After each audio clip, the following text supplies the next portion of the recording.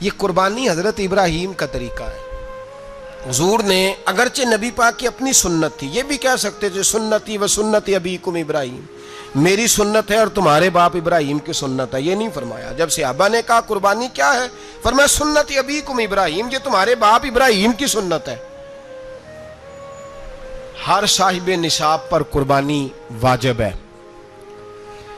جو زکوٰۃ کا نصاب رکھتا ہو اس پر قربانی واجب ہے، یعنی ضروریات سے زیادہ اتنے پیسے، جتنے پیسوں سے زکوٰۃ فرض ہوتی ہے اتنے پیسے جس آدمی کے پاس قربانی سے پہلے آ جائیں اس آدمی پر قربانی کرنا واجب ہے. بکرا، چھترا، دمبا 1 سال کا یا دمبا 6 مہینے کا ہو پر اتنا بڑا محسوس ہوتا ہو کہ لگے کہ 1 سال کا ہے، اس کی قربانی ہو سکتی ہے. جانور میں کوئی عیب نہیں ہونا چاہیے، اتنا کمزور نہ ہو کہ ذبح جہاں اسے کرنا ہے وہاں وہ چل کے جا نہ سکے، اتنا کمزور جانور نہ ہو، اس کے اندر بظاہر کوئی اتنا بڑا نقص نہ پایا جاتا ہو، کانا نہ ہو، لنگڑا نہ ہو، کوئی اس کی ہاتھ نہ کٹے ہوئے ہوں، ایسا نقص جو واضح ہو. بکرا 1 سال کا، گائیں اور بھینس یہ 2 سال کی، اونٹ 5 سال کا. اب اس میں یہ ہے کہ ہمارے بہت سارے دوست، چونکہ ہم دیہاتی لوگ ہیں تو پوچھتے ہیں کہ دوندا نہیں ہے تو چوگا نہیں ہے، تو یہ ہماری پنجابی کی اصطلاحات ہیں. پنجابی کی شریعت اسلامیہ نے سال بتائے ہیں، یہ تو ہم نے اپنی آسانی کے لیے، یا دیہاتوں میں جو ماحول تھا اس طرح کا جانور لیں، خوبصورت جانور لیں. جو نصاب ہے وہ بھی میں نے آپ کو بتایا، لیکن ایک اور پہلو بھی ہے. نبی پاک صلی اللہ علیہ وسلم پہ زکوٰۃ کبھی فرض نہیں ہوئی، کبھی حضور پہ زکوٰۃ فرض نہیں ہوئی. نبی پاک صلی اللہ علیہ وسلم کے پاس اتنا سرمایہ کبھی اکٹھا ہوا ہی نہیں کہ زکوٰۃ فرض ہو. لیکن نبی پاک کے صحابہ فرماتے ہیں کہ مدینے کے 10 سالوں میں اللہ کے رسول نے ہر سال قربانی فرمائی ہے، ہر سال قربانی دی. اور جس سال حضور حج کرنے گئے اس سال اللہ کے نبی نے 63 اونٹ ذبح فرمائے. اور حضور صلی اللہ علیہ وسلم جب اونٹ ذبح کرنے لگتے نا تو صحابہ کہتے ہیں اونٹ خود دوڑ کے حضور کے سامنے آ کے لیٹ جاتا اور نبی پاک اسے ذبح کرتے اور فرماتے ہیں ایک دوسرے کو دھکے دیتے اونٹ کے، پہلے میں نے جانا ہے ذبح ہونے کے لیے، پہلے میں نے. انہیں پتا تھا کہ جو مصطفیٰ کے ہاتھوں ذبح ہوگا وہ تو دائمی زندگی پا جائے گا، یہاں بھی وہاں بھی زندہ. 63 اونٹ ذبح کیے. ایک اونٹ میں کتنی قربانیاں ہوتی ہیں؟ 7. اب 63 کو 7 سے ضرب دو گے تو کتنی بنے گی؟ اور پھر نبی پاک صلی اللہ علیہ وسلم نے 10 سال مدینہ منورہ میں قربانی دی، ہر سال. اب وہ 63 اونٹ، ایک اونٹ میں 7 قربانیاں، ہر سال یہاں قربانی. اور مولا علی شیر خدا فرماتے ہیں نبی پاک 2 قربانیاں دیتے. میں نے کہا حضور 2 جانور ذبح کر رہے ہیں آپ، تو حضور نے فرمایا ایک میری طرف سے، ایک میری امت کی طرف سے، غریبوں کی طرف سے. اور حضرت علی کو حضور نے وصیت فرمائی تو 2 دیا کرے گا. یا رسول اللہ صلی اللہ علیہ وسلم میں غلام ہوں، خادم ہوں. حضور نے فرمایا علی ایک تو نے اپنی دینی ہے، ایک میری طرف سے دینی ہے. 2 قربانیاں. مولا علی نے بھی ساری زندگی 2 قربانیاں دی. حضرت علی بھی مال کے نصاب نہیں تھے، اپنا مکان ہی نہیں تھا، کوئی کاروبار نہیں تھا، کئی دن فاقے رہتے تھے، پر قربانیاں کتنی دیتے تھے؟ 2. ہمارے پاس ویسے اگر سسرال میں، میکے میں، کزنوں میں کچھ شادی ہو جائے تو 50-60 ہزار کا خرچہ برابر ہے، وہ پکا ہے. اور قربانی کی باری غریب ہو گئے، سارے غریب ہو گئے، کہتے نہیں یہاں مشکل ہے. او خدا کے بندے، اللہ کے ساتھ تجارت کر، اس کے رستے میں 1 دے گا، رب تجھے 70 گنا اضافہ کے ساتھ عطا فرمائے گا. قربانی مال کے نصاب پہ ہے. کوشش کیا کریں کہ اللہ کے رستے میں جب دینا ہو پھر لیت اللہ سے بچیں، خوبصورت جانور لائیں. جن کو اللہ نے توفیق دی ہے ان کے لیے نصیحت ہے، جن کو اللہ نے توفیق دی. میں نے اپنے حضرت صاحب کو دیکھا ہے، وہ کہتے تھے کئی جانور اللہ نے بڑا نوازا ہے، کہتے ایک میرا ہے، ایک میرے ماں کا، ایک میرے باپ کا ہے، ایک میرے فلاں استاد صاحب کا، ایک میرے پیر صاحب کا ہے. یہ جانور غوث اعظم جیلانی کا نام کا دے رہا ہوں. اور پھر ایک بڑا خوبصورت جانور بندھا ہوتا اور حضرت خود ان کو چارہ ڈال رہے ہوتے. تو حضور یہ کیا ہے؟ فرمانے لگے یہ میں رسول اللہ کے نام پہ قربان کروں گا، یہ نبی پاک کے نام پر قربان کیا جائے گا. جن کو اللہ نے حیثیت دی ہے وہ کوشش کریں اپنے محبوب کی طرف سے بھی قربانی کریں، نبی پاک کے نام کی قربانی دے. خوبصورت سا جانور پیارا، پھر اس کی خدمت ہو، پھر اس کی قربانی دی جائے اور نبی پاک کے نام پر قربانی دی جائے. حضور نے خود وصیت فرمائی حضرت ابو بکر صدیق کو، قربانی بڑا حسین عمل ہے. اور میرے نبی پاک صلی اللہ علیہ وسلم نے ناراضگی بھی فرمائی ذرا خوگر حمد سے تھوڑا سا گلا بھی سن لے. میرے حبیب نے فرمایا جو طاقت کے باوجود قربانی نہ کرے وہ ہماری عیدگاہ میں عید کی نماز پڑھنے نہ آئے، وہ نہ آئے. اور یا رسول اللہ جو کرے گا، فرمایا قربانی کے جانور کا خون کا قطرہ بعد میں زمین پہ گرے گا، اللہ اس کے سارے گناہ پہلے معاف فرما دے گا، اللہ اس کے سارے گناہوں کو بخشے گا. قربانی کریں، خوبصورت انداز میں کریں، اللہ کی رضا کے لیے. بزرگوں نے لکھا ہے 3 حصے کرو گوشت کے، ایک گھر میں رکھو، ایک رشتہ داروں میں بانٹو، پڑوسیوں میں بانٹو، اور تیسرا فقط غریبوں کو دو. لیکن میں اکثر یہ سوچتا ہوں کہ ہمارے ہاں قربانی کرتا ہی وہ ہے جن کے گھر میں ہر جمعرات کو چھوٹا گوشت پکتا ہے، اور جن کے گھر میں ہفتے میں 3 دفعہ مرغی کا گوشت پکتا ہے، وہی تو قربانی دینے کے قابل ہوتے ہیں. تو وہ بھی اگر قربانی کے بکرے میں سے بھی تیسرا رکھنا چاہیں تو اجازت تو ہے. میں نے کہا سارا رکھنے کی بھی اجازت ہے، لیکن اگر آپ مہربانی کریں، کوشش کریں کہ یار ہم تو سارا سال ہی کھاتے ہیں، اور ہمارے ہاں جو گوشت تقسیم ہوتا ہے نا وہ بھی باری لگی ہوئی ہے. ادھر سے پلیٹ آئی تھی گوشت کی تو ادھر سے بھر کے چلی گئی.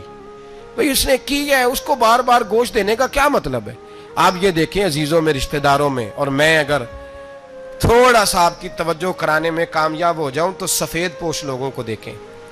کچھ سفید پوش ہیں، سفید پوش جن کے اوپر قرضے ہیں، بیماریوں نے جکڑ لیا ہے، گھر میں بڑے بڑے سخت مریض آ گئے ہیں. سفید پوش پہلے دیا کرتے تھے. آپ ان سے پوچھتے ہیں صاحب قربانی، تو بات کو ٹالتے ہیں. وہ کہتے ہیں سوچ رہا ہوں کوئی حصہ ڈال جائے. پردہ پوشی کرتے ہیں، کہتے ہیں کہیں حصہ رکھا ہوا ہے، پردہ پوش. اکثر وہ لوگ قربانی نہیں دے پاتے. اکثر دیا کرتے تھے، اب نہیں دے پا رہے. کیوں؟ اس لیے کہ مشکلات ایسی آ گئیں. ان لوگوں کا خیال کریں، ان کے گھروں تک گوشت پہنچا کے آئیں، ان پر توجہ کریں. وہ سفید پوش آدمی کبھی ذکر نہیں کرے گا.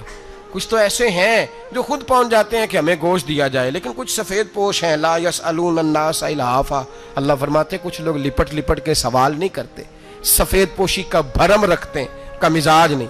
ان کی طرف دیکھیں، اپنے رشتہ داروں کو دیکھیں، خاص کر ان رشتہ داروں کو دیکھیں جن کا آپ کو پتہ ہے کہ غریب ہیں، مجبور ہیں.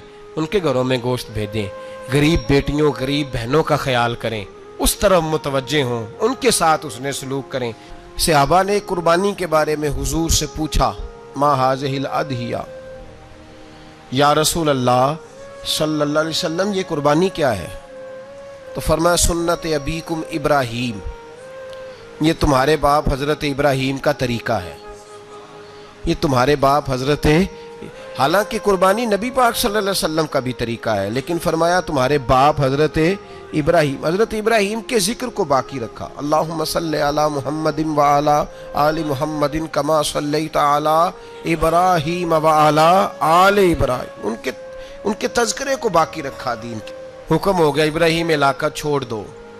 حضرت ابراہیم علیہ السلام وہاں سے نکل کے مصر آئے، چچا کے پاس ٹھہرے. انہوں نے اپنی بیٹی جناب سارہ کا نکاح کر دیا. کچھ آگے بڑھے تو ایک ظالم بادشاہ سے ٹکرائے. اس نے ایک شہزادی، ایک بادشاہ کی بیٹی قید کی ہوئی تھی، جناب ہاجرہ نام تھا. ان کو قید سے چھڑا کے ساتھ لائے. حضرت لوط علیہ السلام بھی ساتھ.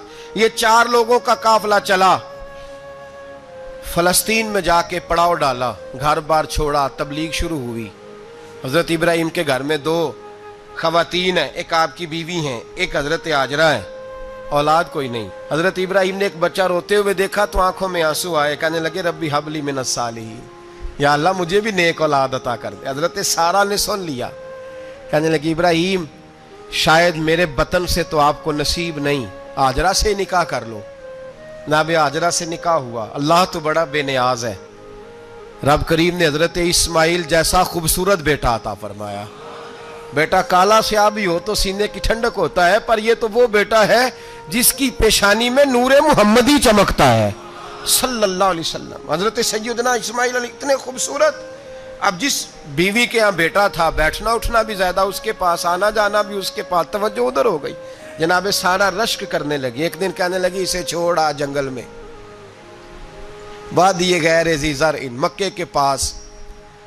حضرت سیدنا ابراہیم علیہ السلام 2 کلو کھجوریں 1 مشکیزہ پانی کا دے کر کے، اور وہاں بٹھایا آپ نے اپنے بچے کو اور اپنی زوجہ جناب ہاجرہ کو، اور بٹھا کر کے یہ واپس پلٹنے لگے تو حضرت ہاجرہ سلام اللہ علیہ نے آواز دی، کہا ابراہیم کس کے سہارے پہ چھوڑ کے جا رہے ہیں؟ جہاں آب زمزم کا کنواں ہے نا، جو لوگ گئے ہیں جنہوں نے صفا مروہ کی صحیح کی ہے، صفا مروہ سے باہر نکلے نا، سرکار کی ولادت کا مقام ہے، اس جگہ پہ آب زمزم کا کنواں تھا، وہاں حضرت سیدنا ہاجرہ کو بٹھایا، کوئی چیز نہیں، کوئی درخت نہیں، کوئی کھیت نہیں، کوئی پانی نہیں، کوئی کنواں نہیں، وہاں بٹھایا اور بٹھا کر کے نکلنے لگے تو جناب ہاجرہ فرمانے لگی ابراہیم کس کے سہارے پہ چھوڑ کے جا رہے ہو؟ کہنے لگی اللہ کے سہارے پہ۔ تو پاک باز بی بی نے ایک لفظ پوچھا، کہا ابراہیم یہ میرے رب کا حکم ہے، یہ میرے، بس جن کا عقیدہ توحید مضبوط ہو ان کے لیے ایک جملہ کافی ہوتا ہے، یہ میرے اللہ کا حکم ہے۔ تو جناب ابراہیم علیہ السلام فرمانے لگے ہاجرہ ہاں رب کا حکم ہے۔ جب یہ لفظ کہے تو چاہیے تھا نا حضرت ابراہیم تسلی دیتے، تو بی بی صاحبہ تسلی دینے لگی، عرض کرنے لگی ابراہیم اگر اللہ کا حکم ہے تو پھر آپ ہماری فکر نہ کرنا، اگر یہ رب کا حکم ہے تو پھر ہماری فکر نہ کرنا، جس رب نے ہمیں یہاں تک پہنچایا ہے وہ ہمیں کبھی بھی ضائع نہیں فرمائے گا، پھر فکر نہ کرنا۔ حضرت ابراہیم آ گئے، بات آپ نے سنی ہوئی ہے، اشارہ کرنا مقصود ہے۔ 13 سال میں چلے مان بھی لیا جائے بعض روایات کی روشنی میں کہ آتے جاتے بھی رہے، لیکن مکمل دیکھ بھال اپنے بچے کی پرورش میں پورا حضرت ابراہیم علیہ السلام کا کردار، سارا کردار ماں کا تھا۔ فلما بالغ معہ سعیا، بیٹا جب اتنا بڑا ہوا کہ سال چلنے لگا تو حضرت ابراہیم نے اپنے بیٹے کو بلا کے کہا بیٹا مجھے خواب آئی ہے، میں تجھے ذبح کر رہا ہوں، تیری کیا رضا ہے؟ تو حضرت اسماعیل کہنے لگے یا ابت افعل ما تؤمر، ابا جی اللہ جیسے حکم دیتا ہے میرے ساتھ ویسے ہی کریں، جیسے اللہ حکم دیتا ہے ویسے ہی، بولیے ویسے ہی کریں۔ حضرت ہاجرہ کو کہا کہ ایک دوست نے دعوت کی ہے تو وہاں جا رہے ہیں، بی بی مطمئن ہے، تفصیلات کی ضرورت نہیں، ختم بات، اعتبار ہے، مطمئن ہو گئی۔ شیطان پیچھے سے آیا اماں کے پاس، ذرا تھوڑی دیر کے لیے تصور جمائیے، یہاں تو پڑوسن آ کے کوئی بات بتا دیتی ہے خاوند کے بارے میں تو کئی مہینے جھگڑا جاری رہتا ہے، پڑوسن محلے دار، شیطان نے آ کے بتایا لفظ کیا ہے؟ کہا حاجرہ تمہیں پتہ ہے کہاں جا رہے ہیں؟ کہا دوست کی دعوت میں۔ تو کہنے لگے دوست کون ہے؟ رب کریم، اور ابراہیم کا خیال ہے کہ اس رب نے مجھے حکم دیا ہے کہ میں ذبح کروں۔ تو حضرت ہاجرہ کہنے لگی کبھی باپ بھی بیٹے ذبح کرتے ہیں؟ شیطان کہنے لگا ان کا خیال ہے کہ ان کے رب نے حکم دیا ہے۔ تو جناب ہاجرہ فرمانے لگی اگر رب نے حکم دیا تو پھر تو مجھے شیطان لگتا ہے، تو مجھے شیطان لگتا ہے۔ کا کیا مطلب؟